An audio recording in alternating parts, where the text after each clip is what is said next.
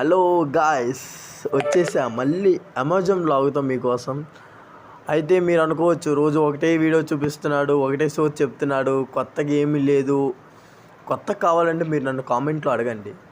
మొన్నటి వరకు ఒకళ్ళు అడిగారు క్వాలిఫికేషన్ ఏంటని.